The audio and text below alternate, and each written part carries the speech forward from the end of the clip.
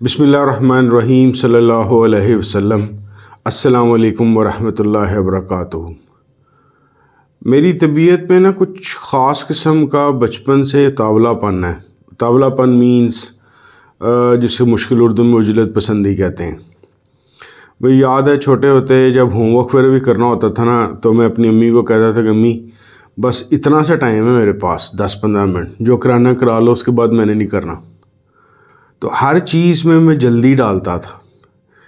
یہ جو جلد بازی تھی یہ آہستہ آہستہ کچھ گھر کے ماحول کی وجہ سے اور کچھ اس طرح کی طبیعت کی وجہ سے جب تک مجھے پتہ چلا کہ انا تکبر کیا ہوتا ہے تو یہ طبیعتاً میرے اندر غصہ، انا، تکبر آ چکا ہوا تھا۔ تو 4 چیزوں کا مجموعہ میرے اندر موجود تھا: عجلت پسندی، انا، تکبر، غصہ، یہ سارا کچھ مکس سا تھا۔ لڑتا وڑتا بھی میں بہت تھا۔ اب تو میرا فیس صاف سا ہو گیا ہوا ہے۔ کافی حد عرصے تک ایم اے تک میرے فیس پہ نشان بھی بہت تھے، کیونکہ میں لوگوں سے لڑ کے منہ میرا نشان بھی پڑ جاتے تھے۔ یعنی کہ میں ایک سادہ غصہ کرنے والا بندہ نہیں تھا، مین ہینڈلنگ والا غصے کرنے والا بندہ تھا۔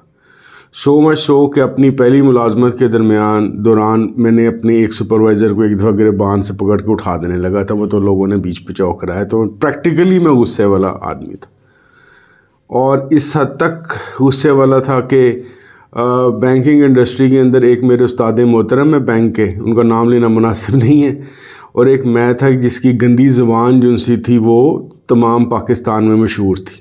یعنی کہ ماں بہن کی گالیاں جو عام گالیاں تھیں ان کو تو میں گالیاں ہی نہیں سمجھتا تھا۔ تو اس طرح کی کچھ طبیعت تھی کا مطلب یہ نہیں کہ اب میں مکمل طور پہ ٹھیک ہو گیا ہوں۔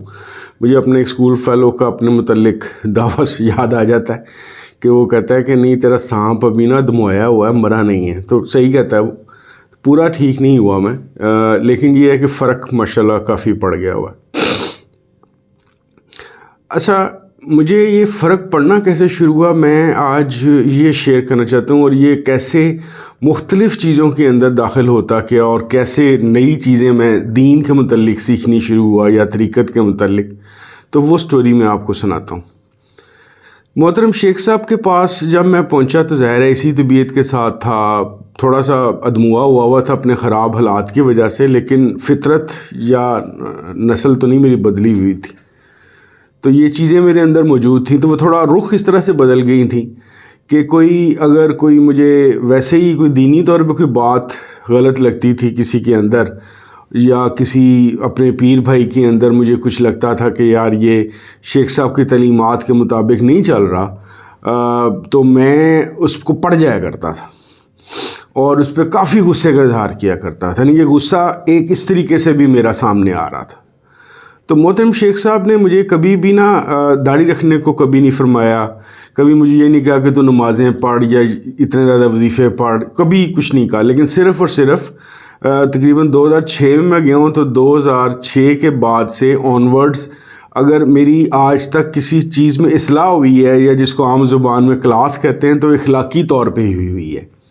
تو جب میں نے کوئی ایسا ریئیکشن دینا، یا بعد میں ان کو خط میں لکھ دیتا تھا کہ جی ایسا ہو رہا ہے اور ایسا ہو رہا ہے، ایسا نہیں ہونا چاہیے، ایسا نہیں ہونا چاہیے، تو وہ مجھے ہمیشہ کہتے تھے کہ بھئی تو صبر کر، تو ایسی باتیں نہ کیا کر، غصہ نہ کیا کر۔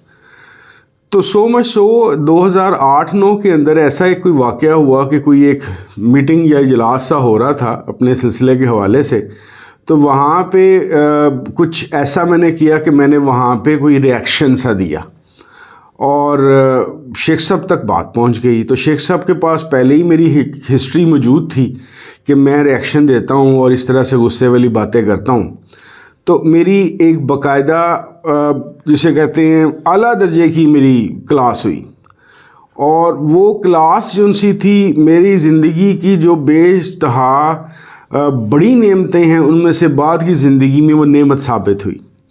اس کا لب لباب، اس کا کافی لمبی بات مجھے شیخ صاحب نے ماشاءاللہ تعلیم شریف یا مجھے سمجھایا، تو اس کا لب لباب کچھ ایسی چیزیں تھیں، کچھ سمجھایا غصے کے متعلق، اور کچھ میری بد اخلاقی کے متعلق چیزیں پوائنٹ آؤٹ کی، اور کچھ چیزوں کی پابندی میرے پہ لگا دی۔ اس میں سے ایک مین یہ تھی کہ بھئی تو نے ریئیکشن نہیں دینا، یعنی کہ تجھے اگر کوئی چیز بری لگتی ہے یا تیرے ساتھ کوئی اگر تو برا کام دیکھتا ہے کسی انسان کی ذاتی شخصیت کے اندر تو تو نے ریئیکشن نہیں دینا. اچھا جی، میرے لیے تو یہ بات، جو بندہ آپ سوچیں کہ 3-4 سال کی عمر سے لوگوں سے لڑتا جھگڑتا آ رہا ہو اور آفس کے اندر بھی اس کا ماحول گالم گلوچ والا ہو اور اس میں نہ اپنے باسز کو دیکھے، نہ اپنے کولیگس کو دیکھے، نہ رپورٹنگ سٹاف کو دیکھے، نہ اپنے بہن بھائیوں کو دیکھے، نہ اپنی بیوی بچوں کو دیکھے، اس طرح کا ہو تو اس کے اوپر آپ سوچ سکتے ہیں کہ اس طرح کی پابندی کتنی بڑی بات ہے. لیکن کیونکہ میں شیخ صاحب کو مانتا تھا صرف روحانی طریقت کے حوالے سے نہیں بلکہ دنیاوی طور پہ، میں نے پہلے ہی بتایا کہ میں ان کو اپنا اللہ رسول صلی اللہ علیہ وسلم کے بعد سب سے بڑا محسن سمجھتا ہوں، تو میرے لیے ان کی کہی ہوئی بات کی زبردست قسم کی ویلیو تھی. تو ہوا یہ کہ پہلی دفعہ جب ایک دفعہ ایک بندے نے فون کے اوپر کوئی کلائنٹیل کے مسئلے کو تھا، اس نے میری دبا کے کلاس لی، نہیں کہ اس طرح کی کلاس لی کہ جس طرح سے میں لوگوں کی لیا کرتا تھا. اور اچانک میرے ذہن میں ایک بات آ گئی شیخ صاحب کی، کبھی تو نے ریئیکشن نہیں دینا. میں نے نہیں دیا. لو جی، بات ختم ہوگی. وہ تقریباً 15-20 منٹ میری ماں بہن ایک کرتا رہا بندہ فون کے اوپر نا، تو میں نے کچھ نہیں کہا اس کو، against to my nature and against to my habits. تو جب وہ فون بند ہوا تو اس کے بعد میری حالت یہ ہوئی، اس وقت تو میں نے کچھ نہیں کہا. مجھے اگلی 3 راتیں نیند ہی نہیں آئی. جسم میرا گرم ہو گیا، لال میرا رنگ ہو گیا، کیونکہ میں نے اس طرح کا کبھی ایکسپیرینس ہی نہیں کیا تھا کہ میں کسی چیز پہ ریئیکشن نہ دوں. تو ایک شیخ صاحب کی خدمت میں ایک بھائی دوست کے ساتھ میں نے ڈسکس کیا. میں نے کہا یار، یہ شیخ صاحب نے اس طرح سے مجھے فرمایا ہوا ہے تو تھوڑا بہت میں کچھ کر سکتا ہوں. تو ہنس پڑا. اس نے کہا کہ نہیں، تو کچھ نہیں کر سکتا. میں نے کہا جی ٹھیک، میں کچھ نہیں کرتا. پھر ایک اور دفتر میں ایک میرا کوئی افسر تھا، اس نے پتہ نہیں کیا ہوا میرے ساتھ، اس نے 1-2 دفعہ اس طرح کی کلاس اس نے بھی ویسی کی جیسی کسی زمانے میں میں کیا کرتا تھا. اچھا، میں نے اس کو بھی ریئیکشن نہیں دیا، طبیعت میری خراب ہونی. لیکن پہلی چیز جو میں نے لرن کی وہ یہ اس طرح سے میرے ذہن میں آئی کہ میرے ذہن میں ایک سوچ آئی کہ یار اچھا، میں جب لوگوں کے ساتھ اس زبان اور لہجے میں بات کرتا تھا یا اس طرح کی گفتگو کرتا تھا، وہ بھی ایسا ہی محسوس کرتے ہوں گے جیسا میں اس وقت محسوس کر رہا ہوں. تو مجھے تھوڑی سی شرم سی آئی. تو وہ جو بڑے صاحب تھے میرے دفتر میں، انہوں نے 1-2 دفعہ اور میری بجا دی. جب اور میری بجائی تو مجھے اپنا ایک فیصل آباد میں میرا ایک کولیگ ہوتا تھا، طالب مشتاق، مجھے یاد آیا کہ یار اس کی میں نے بڑی فٹنگ کی ہوئی ہے. تو میں نے باقاعدہ اس کو بڑا لمبا سا SMS لکھا، اس سے معافی مانگی کہ میں نے کہا یار مجھے آج احساس ہوا ہے کہ اچھا میں بھول گیا کہ شیخ صاحب نے کہا تھا ایک ریئیکشن نہیں دینا، اور دوسری سب سے ضروری بات میرے پہ لازم کی تھی کہ جب تیری غلطی نہ بھی ہو تو نے معافی مانگنی ہے. یعنی کہ یہ 2 میرے پہ انہوں نے تعلیم شریف کرم فرمائی کہ ایک تو نے ریئیکشن نہیں دینا، اور دوسرا یہ کہ غلطی بے شک دوسرے کی ہو، معافی تو نے مانگنی. تو وہ طالب بیچارے کے ساتھ تو میں نے خود بہت کچھ کیا ہوا تھا. تو میں نے اس کو بڑا لمبا چوڑا میسیج لکھا. میں نے کہا یار ویری سوری، مجھے احساس نہیں تھا، میں تیسے اس طرح سے بات کرتا رہا. یہ وہ بیچارہ پریشان سا ہو گیا. انہوں نے کہا باس جی کی ہو گیا تمہیں؟ تو اس نے کبھی سوچا نہیں تھا کہ اتنا بدتمیز آدمی معافی شافی مانگے گا. یہ تو معافی کا لفظ اس کے منہ سے کبھی سنا ہی نہیں. خیر یہ بات چلتی گئی تھوڑی دیر بعد مجھے احساس ہونا شروع ہوا کہ یار یہ میرے جو ارد گرد کے لوگ ہیں، جب سے میں نے یہ فیصلہ کیا ہے کہ شیخ صاحب نے جس طرح سے مجھے فرمایا ہے کہ میں نے ریئیکشن نہیں دینا اور معافی مانگنی ہے چاہے غلطی میری ہے یا نہیں ہے، تو یہ لوگوں کا تو مجھے ایسا لگا، میرے ذہن میں بار بار وسوسے یا خیال آنے شروع ہوئے کہ یار یہ لوگوں کا میرے ارد گرد دماغ خراب ہو گیا، یہ خام خواہ جو انسان ہے میرے پہ چڑھائی کرتے ہیں. تو میں ایک دفعہ پھر شیخ صاحب کے اسی خدمت والے جو بندہ تھا اس کے پاس گیا. میں نے کہا یار تھوڑا بہت میں کوئی بندوبست کر سکتا ہوں لوگوں کا، کیونکہ لوگ تو میرے پہ چڑھ گئے ہیں سارے کے سارے. تو وہ پھر ہنسا. اس نے کہا نہیں. پھر اسی دنوں پھر میں نے ایک شیخ صاحب کی ضروری تعلیمات میں سے ایک تعلیم شریف سنی. تو اس طرح سے تھوڑا that was my first introduction کہ شیخ صاحب مجھے کیا پورا نہیں مجھے سمجھ آئی، لیکن ایک تھوڑا سا مجھے خیال سا آیا کہ شیخ صاحب اصل میں میرے ساتھ کیا کر رہے ہیں. وہ تعلیم، وہ جو درس تھا شیخ صاحب کا، اس کا 15-20 منٹ کی تعلیم تھی. وہ اس کے اندر لب لباب یہ تھے کہ بعض دفعہ اللہ کریم کسی بندے کے اوپر کسی اور بندے کو مقرر کر دیتا ہے کہ اس کا ایمان کی مضبوطی کے لیے اور اس کو صبر سکھانے کے لیے، اور جو اس امتحان میں سے پاس ہو جاتا ہے تو اس کے لیے انعامات ہوتے ہیں۔ میرے ایک ذہن میں خیال سے میں نے کہا شاید شیخ صاحب مجھے یہ سکھانا چاہ رہے ہیں کہ میرے اندر صبر آ جائے۔ لیکن ظاہر ہے ایک کدھر 35-40 سال کی عادتیں ایک دم سے کدھر سے جاتی ہیں، تو یہ چیز چلتی گئی اور لیکن میں نے پچھلے آپ سمجھ لیجئے کہ 7-8 سال میں مجھے زیادہ فرق پڑنا شروع ہو گیا۔ زیادہ فرق اس طرح پڑنا شروع ہوا کہ اب میرے سے یہ ہونا شروع ہوا کہ اگر میں ناراض ہوتا تھا یا مجھے غصہ چڑھتا تھا، اگر کوئی ایک دم سے ریاکشن نکل بھی جاتا تھا تو میں ودن 24 آورز اس بندے سے معافی شافی مانگ لیتا تھا۔ تو اس طریقے سے کام چلتا رہا۔ پھر بہت دفعہ پھر ایک اور رنگ کے اندر یہ چیز میرے سامنے آئی۔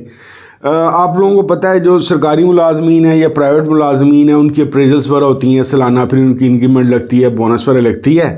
تو میں نے سوچا کہ یار ایک طرف تو میں یہ سوچتا ہوں کہ یہ جو ان سا رزق ہے یہ اللہ تعالیٰ دیتا ہے، اور میں نے لوگوں سے لڑنا جھگڑنا بھی نہیں ہے، ریئیکشن بھی نہیں دینا، بدتمیزی بھی نہیں کرنی، اور صبر سے بھی کام لینا ہے۔ تو میں نے جی پہلا کام کیا کہ میں نے اپنی اپریزل پہ کوئی ریئیکشن دینا ہی چھوڑ دیا کہ جو مرضی میری انکریمنٹ لگا لو، میری پروموشن کرو نہ کرو، میرا بونس جتنا مرضی لگا دو، میرا جتنا مرضی انسینٹیو دو نہ دو، کم کر دو، میری ترقی کرو نہ کرو۔ میں نے آہستہ آہستہ اس پہ سائلنٹ ہونا شروع کر دیا۔ جب میں نے سائلنٹ ہونا شروع کیا تو ارد گرد کے لوگ تھوڑے سے حیران اور پریشان ہوئے کہ اتنا بولنے والا، معذرت سے میں اپنے لیے کہہ رہا ہوں کہ بلکہ بولنا والا کیا بھونکنے والا بندہ جو ان سے ہے، یہ بولتا نہیں ہے، اب یہ چپ سا کر گیا۔ تو میں تو اصل میں شیخ صاحب کی بات مان رہا تھا کہ میں نے ریئیکشن نہیں دینا اور میں نے غصہ نہیں کرنا، اور میں نے کہا یار جب غلطی نہ بھی ہوگی معافی میں نے ہی مانگنی ہے تو بہتر یہ ہے کہ غلطی کرو ہی نہ اور اس راستے پہ ہی نہ چلو۔ تو جب کبھی کوئی ہو بھی جانا ایسا واقعہ، میں نے اس بات کو سوچنا ہی چھوڑ دیا کہ غلطی اس کی ہے یا میری ہے، میں نے معافی مانگنی شروع کر دی۔ اچھا جی، پہلی چیز میرے اندر کیا ہوئی کہ میں نے جس طرح بتایا کہ جو پہلا کام مجھے پتہ چلا وہ میری لائف کے اندر صبر ایک نئے معنوں سے آیا۔ اس کے لیے پھر میں نے جب میں کبھی بہت زیادہ پریشان ہوا تو ماشاءاللہ شیخ صاحب نے سمجھایا تو میں سورہ اثر بھی پڑھی، ترجمہ اس کا کہ جی صبر سے کام لو۔ پھر میں نے تھوڑی ریسرچ کی کہ صبر کا کیا مطلب ہوتا ہے، تو آہستہ آہستہ آہستہ صبر کا لفظ میرے اندر کھلنا شروع ہوا۔ دین اور طریقت کے حوالے سے میں دنیاوی صرف معاملات کے علاوہ بھی بات کر رہا ہوں، دنیاوی معاملات میں بھی کھلا اور دینی معاملات میں بھی کھلا۔ تو جو پہلی چیز مجھے سمجھ آئی، کیونکہ محترم شیخ صاحب کی ماشاءاللہ طریقہ کار یہ ہے کہ ان کے ہاں جس طرح بعض بزرگوں کے یا گزرے بزرگوں کے یا اس طرح کے واقعات سناتے ہیں، تو محترم شیخ صاحب رسول کریم صلی اللہ علیہ وسلم کے علاوہ کسی کی بات ہی نہیں کرتے، صرف ان کی بات کرتے۔ تو ہر سال جب بھی محرم آتے ہیں تو کربلا کا واقعہ شیخ صاحب بڑے خصوصی طور پہ اس کو سناتے بھی ہیں، ہم لوگوں کو سمجھاتے بھی ہیں۔ تو ایک دفعہ اسی طریقے سے بتا رہے تھے تو مجھے پہلی دفعہ یہ بات سمجھ آئی کہ بلا شک وہ بہت بڑا واقعہ ہے حضرت امام حسین رضی اللہ تعالیٰ عنہ کا، صبر کا، سب کا۔ لیکن مجھے ایسا لگا شیخ صاحب کی تعلیم سمجھنے کے بعد کہ وہ جو صبر کا واقعہ ہے وہ اصل میں حضرت امام حسین کا تو ہے، لیکن اصل میں جو صبر کے امام ہیں وہ رسول کریم صلی اللہ علیہ وسلم ہیں۔ وہ اس وجہ سے کہ رسول کریم صلی اللہ علیہ وسلم وہ ہستی ہیں کہ جن کا نام لے کے یا جن کی امت ہونے کی وجہ سے ہم اپنی دنیا کی بہتری کی دعا بھی کرتے ہیں اور جنت میں جانے کی خواہش بھی رکھتے ہیں، اس لیے کہ وہ ہماری سفارش کریں گے۔ تو وہ اتنے ماشاءاللہ اللہ کے بعد سب سے پاورفل ہستی رسول کریم صلی اللہ علیہ وسلم ہیں، اور ان کا محبوب ترین نواسے نے اتنی بے دردی سے شہید ہونا ہے، لیکن وہ اللہ کے کام کے اندر ہی نہیں آئے۔ تو مجھے پہلی دفعہ یہ پتہ چلا اس بات کا کہ یہ جو چیز ہوتی ہے صبر، یہ اصل میں راضی برضا ہونے کا نام بھی ہے دین کے اندر، کہ اللہ سے دعا مانگنی لازمی ہے، لیکن اگر تقدیراً یا اللہ تعالیٰ کسی چیز میں آزمائش میں ڈال دے تو ہم نے رسول اللہ صلی اللہ علیہ وسلم کی لائف میں دیکھا کہ رسول اللہ صلی اللہ علیہ وسلم اپنے لیے کوئی علیحدہ سے سلوک نہیں مانگ رہے۔ حضرت امام حسن کو زہر دیا گیا، حضرت امام حسین کو بے دردی سے شہید کیا گیا، دونوں کے متعلق علم رکھنے کے باوجود صبر کیا، نہیں روکا۔ اس بالکل ویسے جیسے جنگ احد میں جنگ لڑی، دانت مبارک شہید ہوئے، کوئی ایسا کام نہیں کیا کہ ایک چٹان پہ بیٹھ جاتے، دعا کرتے اور کافر سارے کے سارے نیست و نابود ہو جاتے۔ تو ایک صبر سے مجھے پتہ چلا کہ صبر آپ کو پریکٹیکلٹی سکھاتا ہے، نمبر 1، نمبر 2 اللہ تعالیٰ کے ساتھ ایک خاص قسم کا ریلیشن شپ ڈیولپ کر دیتا ہے، عاشقی مشوقی والا۔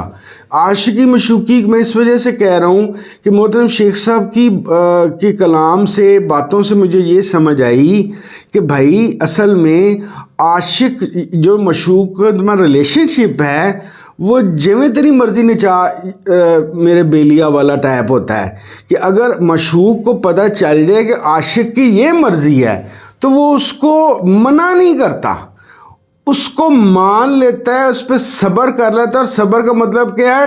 ٹھہر جانا، یعنی کہ مشوق عاشق کی مرضی پہ ٹھہر جاتا ہے۔ تو میرا وہ جو ان سے 2 جملے شیخ صاحب نے فرمائے تھے کہ ایک کہ تو نے ریئیکشن نہیں دینا، دوسرا یہ کہ تو نے معافی مانگنی ہے، وہ صبر میں کنورٹ ہوا، اور صبر سے پتہ چلا کہ یہ تو کوئی ایسا رستہ ہے صبر کا کہ جو اللہ تعالیٰ سے ایونچولی عاشقی مشوقی والا یا محبت کا رشتہ ڈیولپ کر رہا ہے۔ تو لو جی، یہ ایک نیا پرسپیکٹو میرے ذہن میں آ گیا صبر کے متعلق کہ یہ اس طریقے سے چلتا ہے۔ اس کا مطلب یہ نہیں ہے کہ کیونکہ ظاہر ہے ہم لوگ ذرا اس طرح بھی سوچتے ہیں غریبوں کی مدد ہونی چاہیے، یہ دوسرے پہ ظلم کیوں ہو رہا ہے۔ اس کا مطلب صبر کا یہ نہیں ہے کہ نیچے لیٹ جاؤ۔ حضرت امام حسین نے بھی جنگ لڑ، چاہے کم ساتھی تھے لیکن تلواریں، نیزے، گھوڑے لے کر گئے تھے۔ رسول کریم صلی اللہ علیہ وسلم نے بھی غزوات لڑی تھیں، لیکن صبر کا مطلب اس کا مطلب یہ بھی نہیں ہے کہ ہم نے ڈیری ڈا دینی ہے۔ ہاں، طریقت کے اندر جب شیخ صاحب، محترم شیخ صاحب جیسی شخصیت آپ کو سکھا رہے ہوتے ہیں یا بتا رہے ہوتے ہیں تو اس کے اندر نہ فائدے کو سوچنا ہے نہ نقصان کو سوچنا ہے کہ اس کہی ہوئی بات کا فائدہ کیا ہے اور نقصان کیا ہے۔ آپ کے استاد یا مرشد یا گرو یا شیخ نے ایک بات کہہ دی ہے کہ یہ کرنا ہے تو بس کرنا ہے۔ تو لو جی، ایک تو مجھے صبر کا یہ پتہ چلا کہ یہ کنیکٹیوٹی ہے۔ اس کے بعد میں پھر اس کے مجھے مزہ آنا شروع ہو گیا اس کے متعلق سوچنے کے متعلق۔ میں پھر سے واضح کر دوں کہ میں اس کے اوپر ٹوٹلی پریکٹیکل ابھی تک نہیں ہوا، لیکن محترم شیخ صاحب کی مہربانی ہے کہ کچھ حد تک مجھے اس پہ پریکٹس کرنے کا اب تھوڑا سا میرا مزاج اور میری عادت بنی ہے۔ سو مچ سو کہ کیونکہ انہوں نے فرمایا تھا کہ غلطی والے جو معاملہ تھا اس پہ مجھے یہاں تک موقع ملا کہ میرے وہ جو ان سے رشتہ دار جو مجھ پہ جو میرے سلام کا جواب دینا بھی پسند نہیں کرتے، میں ان کی طرف چلا جاتا ہوں، میں ان کو سلام کر لیتا ہوں۔ وہ ویسے ایک شخصیت ہیں میری لائف کے اندر کہ ان کے میں گھر جا کے بھی ان کو سلام کروں تو ویسے کر کے منہ موڑ لیتے ہیں۔ لیکن میں کیونکہ شیخ صاحب نے فرمایا ہوا ہے کہ رسول اللہ صلی اللہ علیہ وسلم کو بہت یہ چیز پسند ہے، کیونکہ تیسری چیز انہوں نے فرمائی تھی جو تیرے سے، جو حدیث شریف کا مفہوم ہے جو مجھے تعلیم شریف کر فرمائی، جو تجھ سے توڑے تو نے اس سے جوڑنا ہے، یعنی کہ 3 چیزیں فرمائی ہوئی ہیں۔ ایک یہ فرمایا ہوا ہے جو تجھ سے توڑے اس سے تو نے جوڑنا ہے، دوسرا ریئیکشن نہیں دینا، نمبر 3 جو ان سے میں نے بات آپ کو بتائی کہ معافی مانگنی ہے جائے تیری غلطی نہ بھی ہو۔ تو میں نے اپنے جو پرانے رشتہ دار تھے، میرے چاچے مامے ٹائپ لوگ تھے جن سے میں نہیں ملتا تھا، ابھی بھی خیر اپنی مصروفیت سے زیادہ نہیں مل سکتا، لیکن جب سے صبر کی اور یہ چیزیں میرے ذہن میں شیخ صاحب نے مجھے سمجھائی ہیں، میں اپنے ہر طرح کے بندے سے مل لیتا ہوں۔ ہاں، جو بالکل ہی میرے مزاج سے الٹ ہوں یا ٹاکسک ہوں ان سے میں بہت یاری دوستی نہیں کر سکتا، لیکن یہ ہے کہ میری لکیر یا کاٹا نہیں ہے۔ اچھا، یہی چیز جب میں آگے جا کے مزید سوچنا شروع ہوا اور شیخ صاحب کی تعلیمات سنتا گیا تو مجھے ایک نئی چیز کا اتفاق ہوا جاننے کا۔ وہ یہ ہوا کہ صبر جب اپنے پراپر مقام پہ پہنچتا ہے نا، وہ شکر بن جاتا ہے۔ کیسے اور کیوں؟ کیونکہ صبر ہے اللہ کی مرضی کو مان لینا، یا اللہ کے حکم یا احکام کا یا قدر کا انتظار کر لینا، یا اللہ تعالیٰ کے ساتھ عشق مشوقی یا محبت کا ریلیشن شپ ہونا۔ جب آپ یہ تینوں کام کر لیتے ہیں تو آپ شکرانے کی حالت میں چلے جاتے ہیں کہ یا اللہ، یہ اصل میں صبر تو تھا ہی نہیں، یہ تو تیری مہربانی تھی کہ میں تیرے راستے میں تیری مرضی کے لیے میں کسی مقام پہ ٹھہرا۔ جیسے لوگ جو ان سے روزے رکھتے ہیں، وہ صبح سحری سے افطاری تک پانی یا کھانا کھانے سے ٹھہر جاتے ہیں، اور جب وہ پانی پیتے ہیں افطاری کے وقت تو وہ کیا کرتے ہیں؟ اللہ کا شکر ادا کرتے ہیں کہ اللہ تو نے ہمیں بھوکا پیاسا رہنے کی توفیق عطا فرمائی۔ تو صبر بڑا ہو کے یا پرفاؤنڈ فارم میں جا کے شکر کی شکل اختیار کر لیتا ہے۔ تو میرا بات کرنے کا مقصد یہ تھا کہ مجھے محترم شیخ صاحب سے یہ چیز سیکھنے کو ملی کہ غصے کو گزر جانے دینا، صبر کا استعمال کرنا اور صبر کی اتنی پریکٹس کرنا کہ وہ شکر کی حالت میں تبدیل ہو جائے، انسان کو ایک بہتر انسان، ایک بہتر سوسائٹی کا حصہ بھی بناتا ہے اور دین پہ چلنے کے لیے اس میں بہتری بھی لاتا ہے۔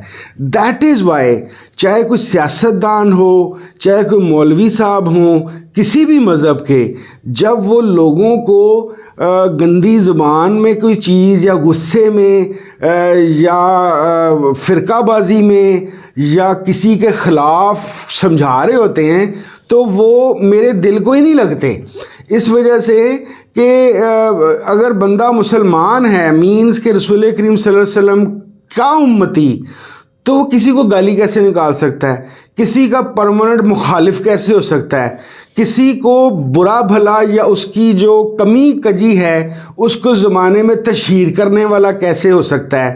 کسی کا ٹھٹھا اڑانے والا کیسے ہو سکتا ہے؟ مجھے تو محترم شیخ صاحب سے یہ بات سمجھ آئی ہے دین کی کہ اگر آپ اچھے مسلمان بننا چاہ رہے ہیں تو اس کی نشانی یہ ہوگی کہ جوں آپ کے اندر رسول اللہ صلی اللہ علیہ وسلم کی اسوہ حسنہ کی جھلک آنی شروع ہو جائے گی، ان کے اخلاق کی جھلک آنی شروع ہو جائے گی، ان کی زندگی کی جھلک آنی شروع ہو جائے گی، تو اس کا ثبوت اس بات کا ہوگا کہ آپ کا راستہ ٹھیک ہے، آپ کا شیخ ٹھیک ہے، آپ کا پیر ٹھیک ہے، آپ کا مولوی ٹھیک ہے۔ وگرنہ اگر آپ کے ماتھے پہ نشان بھی پڑ گیا ہے، آپ ہر سال حج کرنے بھی جاتے ہیں، آپ نمازوں کے علاوہ تہجد اور نفل بھی 200 پڑھ لیتے ہیں دن کے اندر، لیکن آپ لوگوں کی غیبتیں کرتے ہیں، لوگوں کے مذاق اڑاتے ہیں، لوگوں کو گالیاں نکالتے ہیں، غلط تولتے ہیں، لوگوں کا حق مارتے ہیں، 100 روپے کی چیز 15,000 روپے کی بیچ دیتے ہیں، تو آپ مسلمان کہے گی۔ اور اسی وجہ سے ایک لالچ کی ایک وجہ یہ بھی، جس بندے میں صبر نہیں ہوتا، صبر کا ایک اور مطلب مجھے شیخ صاحب کی تعلیم سے ہی سمجھ آیا، اللہ پہ اعتبار کر لینا بھی صبر ہی ہے۔ تو اللہ کرے ہمیں اللہ کریم صبر اور شکر کی حالتیں عطا فرمائے تاکہ ہم رسول کریم صلی اللہ علیہ وسلم کے اچھے اور صحیح امتی بن سکیں۔ السلام علیکم ورحمۃ اللہ وبرکاتہ۔